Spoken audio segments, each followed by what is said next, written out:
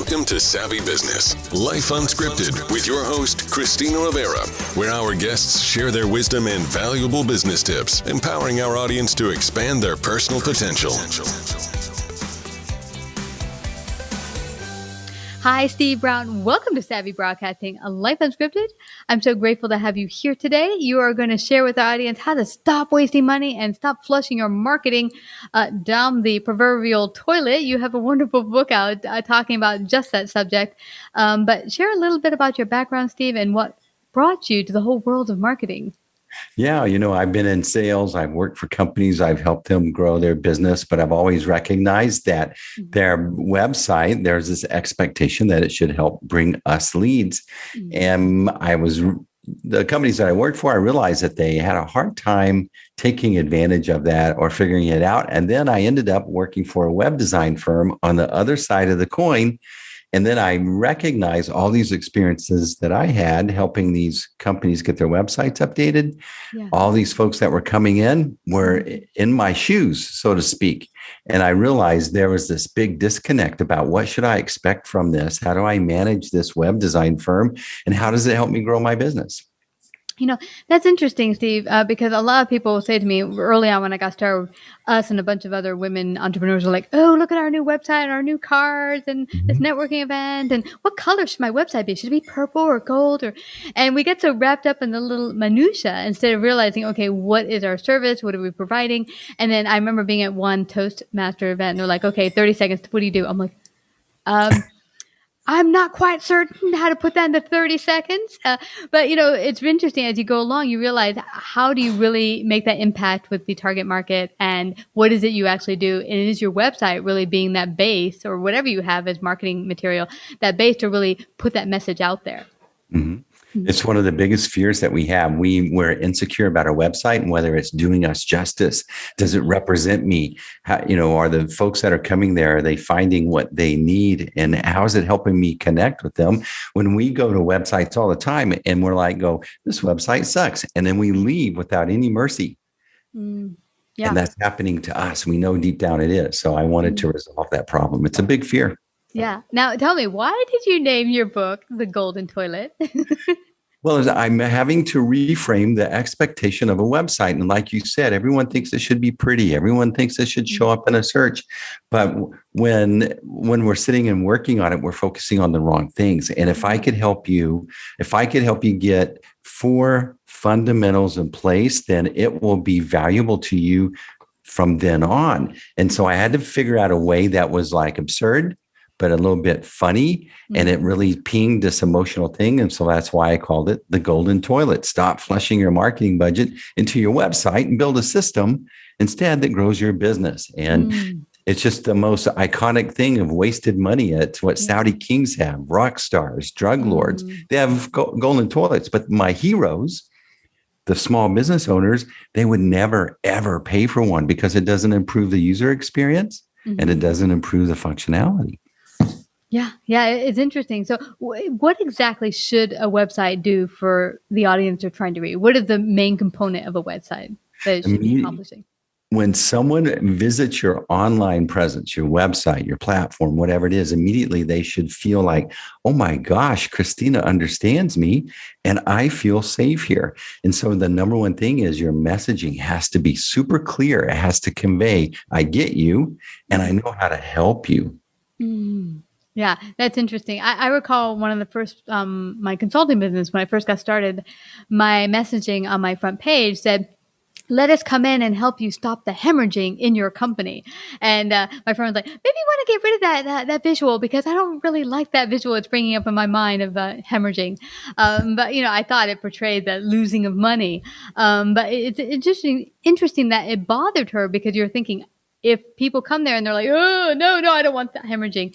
Is it really the messaging you want? You think it sounds good to you, but how is it coming across to your target market?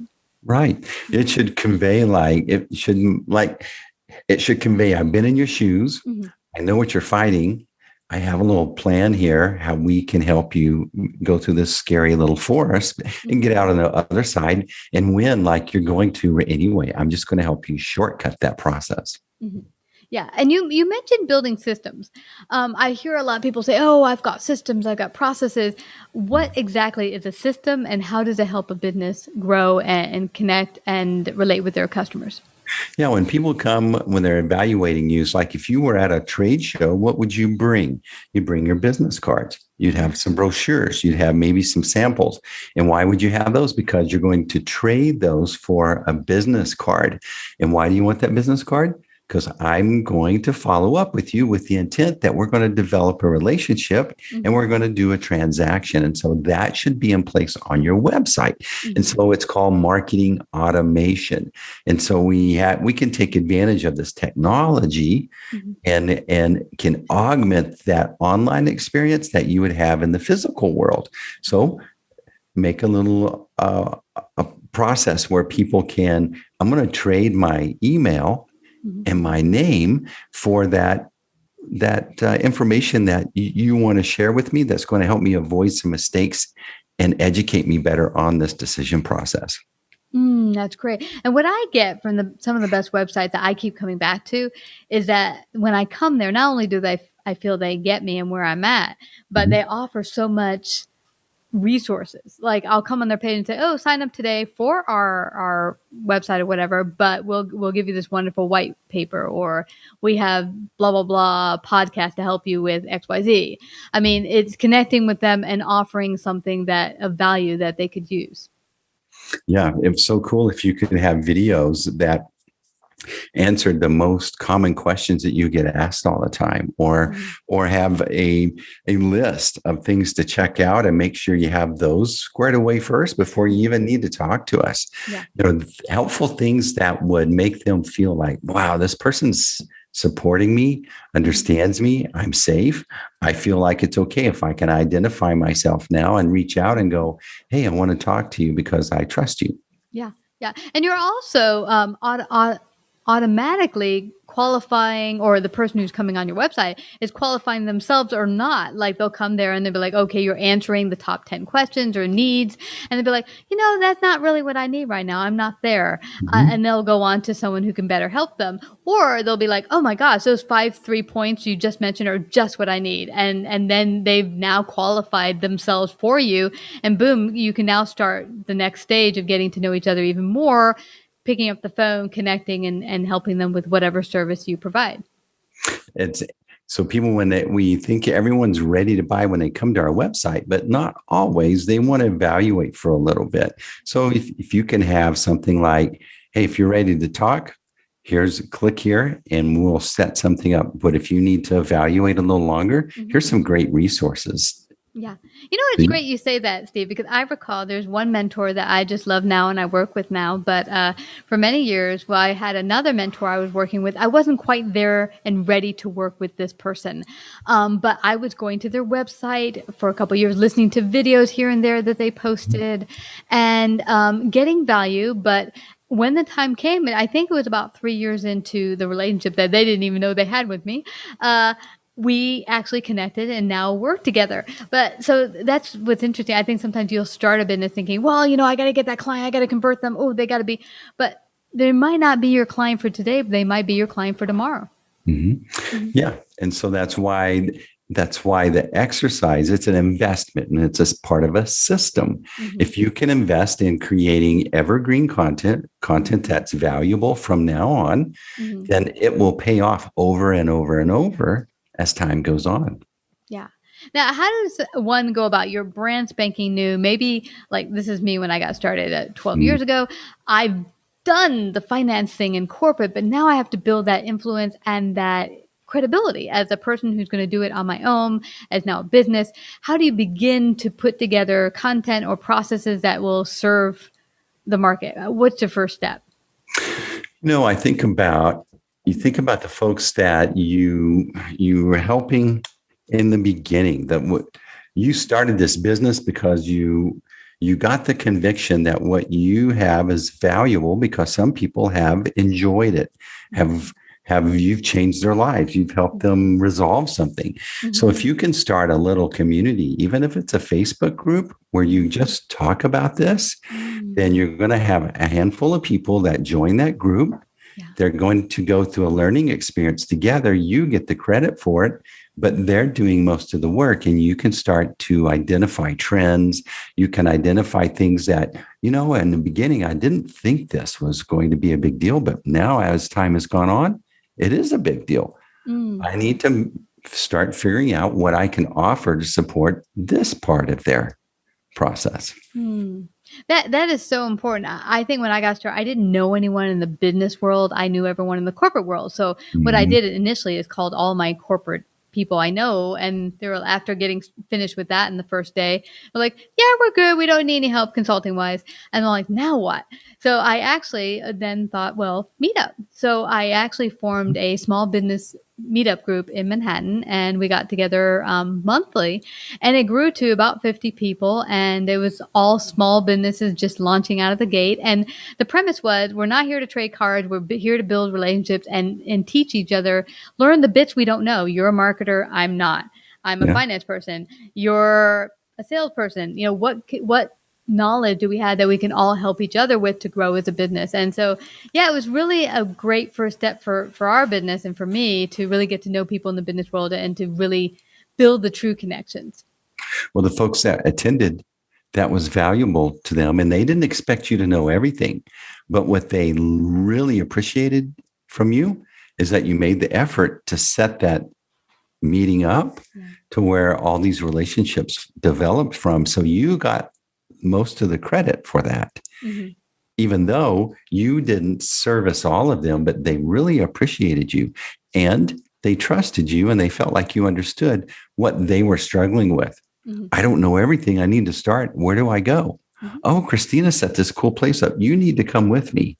You'll meet these great people.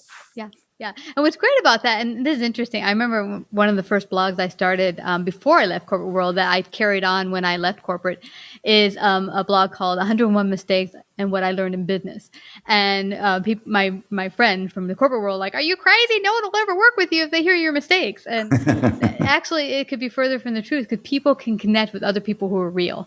And when you say, "Hey, here's the mistake I made, but here's what I learned, and I'm continuing to learn," they can connect with someone like that, as opposed to someone who's, "I'm perfect, I do no mistakes." I mean, there's not too many people that we can relate to like that. Or trust. Yeah, Absolutely. or trust. So through your time in marketing, what do you find is one thing that businesses get wrong about understanding what marketing is? So they think that marketing is this little task we need to check off and then get back to real business. Okay. They treat it like the little blonde ditzy cheerleader. It's like, okay, we'll entertain this little thing, and it's kind of annoying, but as soon as we can, let's get on to the real business. But the problem is, it's a real piece of your business processes. You have the hardest thing as a leader of a business, of a family, as a coach, as a teacher, is communicating the vision that's in your head to the people that you're trying to serve. Marketing done right can help you create that message and communicate it succinctly, immediately. It's a huge competitive advantage. And if you can build a team that can help you do that, or if you can hire someone to help you do that, that's huge. Yeah. You mentioned something very important. Messaging in the way of writing is not my forte. So I actually got help for that because, and that's one thing you mentioned. If you're not good in that, if you can hire someone to work with to help get your message clear. Because like I said, my very first time where someone said, "Okay, 30 seconds, boom, what do you do?" I'm like, I know I could do it, but explaining it. So now I'm a lot better at that. But it's interesting that, in the beginning, you might not be an expert in that. Maybe messaging or figuring out a clear, concise way to get your message out is not your forte. But hiring someone like Steve Brown here or to do that could be just the thing to help you get out the gate. So where can people get a copy of The Golden Toilet? Well, I'm on Amazon, Kindle, Audible. You can go to thegoldentoilet.com, or you can reach out and connect with me at roionline.com, and I'll help you get a copy of that book in whatever way we can. Awesome. Now, share also, what does roionline.com do, and how can they help people out there if they need the help? Yeah. So business leaders, they struggle with this thing because they got a business going in the physical world, but all of a sudden now everyone's expecting us to have our act together in the digital world. So we help our business owners go through a process. We get their messaging clear.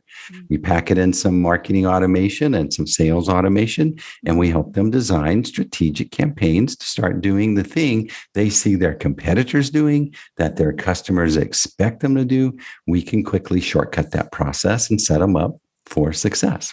I love that, Steve. And it's interesting. Many, many years ago, I talked to someone at one of these such meetups I told you about. And one gal in our group said, well, I don't pay for marketing. I'm like, well, I think you do. Because if you're not an expert in it, you're going to pay with your time. And that could be a lot of time if you're not an expert in it. In which case, you could hire someone just like Steve Brown here and his company and cut that time down and have them shortcut it for you. Yeah, I mean, that's a great point. She was paying for it. She was paying what I call the invisible tax, right? Very it's expensive. A penalty. Yeah. Yeah. It's a big penalty. It's more expensive, but you're devaluing your time because it's not your expertise. Yeah. Yeah. You should be involved. Yeah. And the one thing I think when you're starting your business, you think, oh, I'll set up the website. I'll do the web design. I'll do this. I'll do that. I'm not a techie. Leave it to the professionals sometimes. It'll cut your workload, and then you can focus on your genius. What are you good at? What are you delivering that the world really needs to have right now? And you can be out there delivering it. And that's exactly what my book, The Golden Toilet, would do. It'll help you focus on the right things. It'll set you up for success with the language and the expectations as you approach those folks who can help you. That's awesome. Well, everyone, go get the Golden Toilet today. And Steve Brown, I just have to thank you again for coming to Savvy Broadcasting. Thank you. Yeah, thanks for having me, Christina. I had fun. Thank you. Me too. Like, subscribe, and share this episode. To listen to more savvy episodes and savvy biz tips, go to www.lifeunscriptedradio.com. To find out about our paid sponsorship opportunities or how to become a guest, email Christina at lifeunscriptedradio.com.